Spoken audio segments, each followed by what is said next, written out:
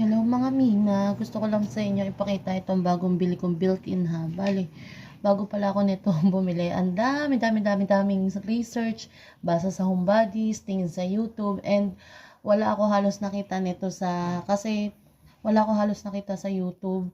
Karamihan ang meron is La Germania kasi yun yung mga kilalang brand, and yung Technogas. Okay naman yun, kaya lang syempre kapag on budget tayo, kailangan yung ano lang. So, upon research, ang nakita kong brand na pasok sa budget and at the same time yung gusto ko talagang style. Kasi sa Technogas parang meron silang 2 burner pero yung patayo. Feeling ko mahirapan akong gamitin yung nasa dulo.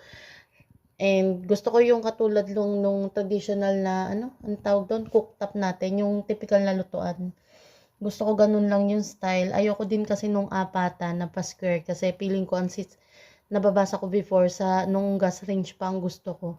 Ang cons lang ng ganun is sobrang liit ng space, halos magkakadikit na, and kapag nagsabay ka ng luto, nagbabanggaan na yung mga yung mga cookware mo, and kami ang lalaki ng mga kaldero namin. So, X na kagad yung pa-square na may 4 na burner.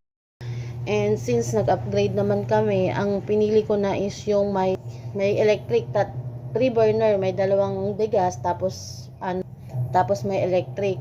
Meron naman yung ganun sa Technogas, ang ayaw ko lang kasi is parang siya, made from tempered glass. Eh di ba may mga bali-balita na yung tempered glass kapag katagalan or something na mabigat yung lulutuin mo, may nababasa akong ganun na pumuputok or nababasag bigla yung glass. And ayoko yun kasi nga syempre gusto natin yung pangmatagalan. Stainless, etong Hamden, kaya ko siya isa sa na-consider bukod sa presyo na 11,900 lang. And malapit pa yung nabilhan ko, Wilcon, Kabuyaw, meron sa amin dito.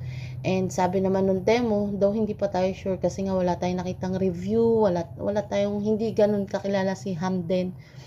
Mga Mima, pasensya na sa pronunciation ko. I'm not so sure kung Hamden Ben or Hamdin. Basta yung ganun. Tawagin na lang natin siyang Hamden.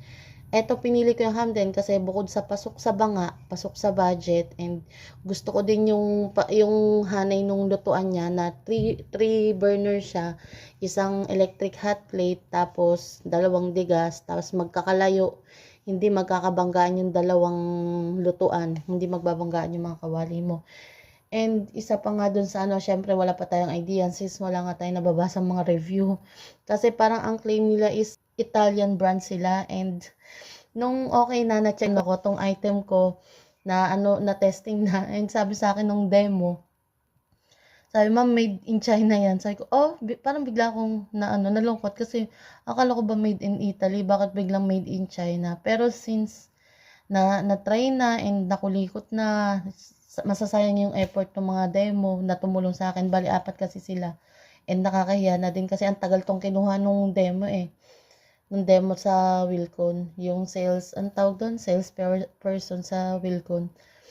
Tapos yun, sabi ko, sige na nga, okay na to. Pati sabi naman ng asawa ko, okay yan, tiwala lang. Tsaka kasi, yung demong nag-assist sa akin is talaga siya ng Whirlpool tsaka ng Fujiden. So, ang binibenta niya talaga sa akin is yung Whirlpool. Meron naman yung Whirlpool na gantong style, katulad ng ganto, pero yun nga yung brand lang nagkaiba.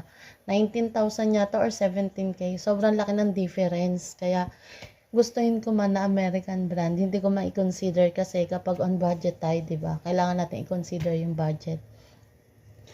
And ayun, sabi ko, tiwala na lang, balitaan ko na lang siguro kayo after a month, after a year, hopefully tumagal siya.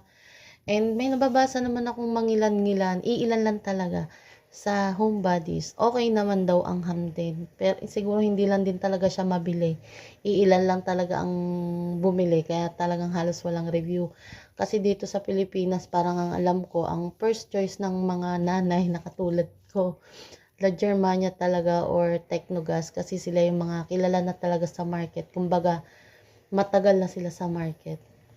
And by the way, back tayo dito kay Hamden. And yun nga, bukod sa mura siya, itong style yung gusto ko. And isa pa nga din sa ko, kasi yung iba, yung mga pa-square na mura lang, na pasok sa budget namin is enamel pan lang yung niya, pan support. Ayoko yun, feeling ko manipis. Etong Hamden, as you can see, mga mga mima. Is cast iron pan support, and isa yon kasi matibay kapag cast iron. Pansinin nyo sa mga kilalang brand, kapag cast iron yung pan support niya, mas mahal. And with flame failure device, ayun, may ano siya, may failure device. Ito yung sabi nung demo sa akin, kapag daw na-detect ni gas stove mo na walang apoy, automatic daw magsha-shut off yung daloy nung gasol, kaya safe siya. Hindi pa natin sure kasi hindi pa natin natatry, though isa yan sa sinabi ng demo. And next is yung Savap burner. Hindi ko alam anong basa dyan. Savap burner, nabasa ko din to sa parang sa Technogas, may ganito sila, and hindi ko na siya na-research, pero feeling ko magandang quality siya. Good siya. At i-add ko na lang. Ito na nga pala siya na naisalpak na dito sa aming countertop. Ayun yung kinalabasan niya. Bali, ang medyo napansin ko lang sa kanya, ang tagal niya magkaroon ng apoy. Ang tagal niya masagap yung apoy siguro, o yung gasol. And ayun lang naman so far, and medyo mahirap siyang i-maintain kasi kada talamsik dapat pupunasan mo agad para maganda at malinis lagi tingnan. And yan lang for today mga mima. Thank you for watching. Please subscribe to our channel.